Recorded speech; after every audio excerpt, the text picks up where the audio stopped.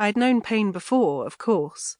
Broken fingers, headaches, tonsillitis, bruises, scratches and bite marks from fighting with my siblings. This was different. It had texture, emotion. I looked down at the grass and thought for a split second that it would never stop, that the pain was time itself.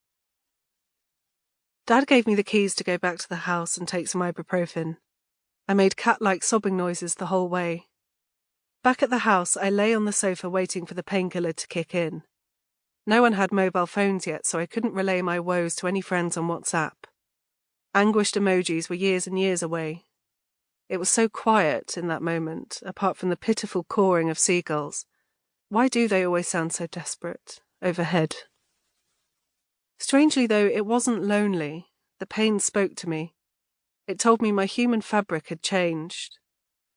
As evidence of the encoding that happened that day, now, on most occasions that I hear seagulls, I will have flash visions of lying on that sofa holding my young, tortured belly. I'm in my 30s now, and ever since my first period they've always been a slog. I've had my own swooning and vomiting episodes as cramps ripped through my body. Not ever at school, but often in shopping centres. I learned to deal with what always used to seem to me like an excessive amount of blood, which came in a variety of colours and consistencies. As a teenager, when I was on, why did we say that? Upon what did we stand and then step off again? I'd be forever looking backwards at myself in mirrors to check that I hadn't leaked through my clothes. A steadfast paranoia that, although lessened, still lingers today. I have spent quite some time now trying to gain autonomy over the way my hormones seem to make my mind and body behave each month.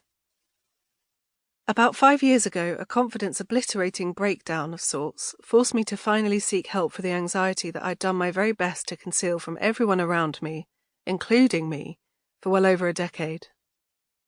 At some point after that, in my ongoing quest for peace of mind, I started thinking about my menstrual health as part of my mental health. It was after a particularly bad period build-up one month, which felt like a week of tears from nowhere, overeating and spending too many evenings lying on my front in an existential torpor, that I went to my GP. I asked her if this could really just be premenstrual syndrome, PMS. Before the appointment, I somehow had the nous to start making a monthly diary, read a series of symbols sharpied on the Cliff Richard calendar my best friend bought me, and realise that this way of being and feeling crept up on me every couple of weeks for a few days at a time. Notably, after my period, I'd have a week of feeling almost fantastic.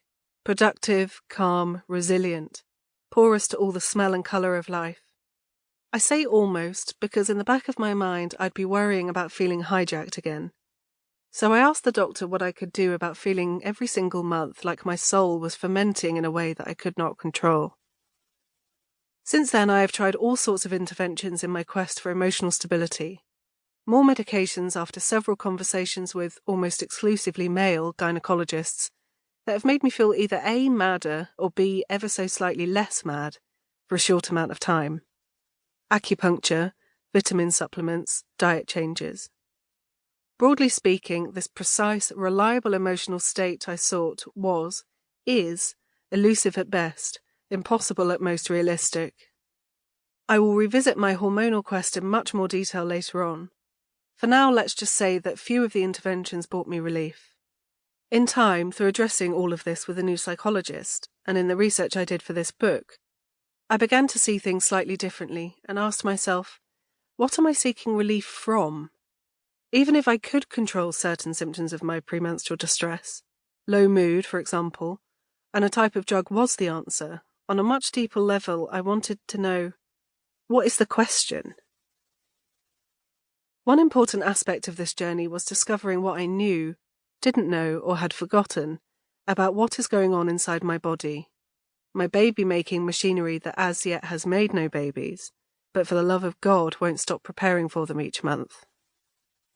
I wanted to explore in detail what happens at each stage during the menstrual cycle, because from conversations I've had with many women, it seems that a greater awareness of the physical process can help us not only to manage our moods, but also to conceptualize what a mood actually is, a state of being that is, by its nature, temporary. Whether that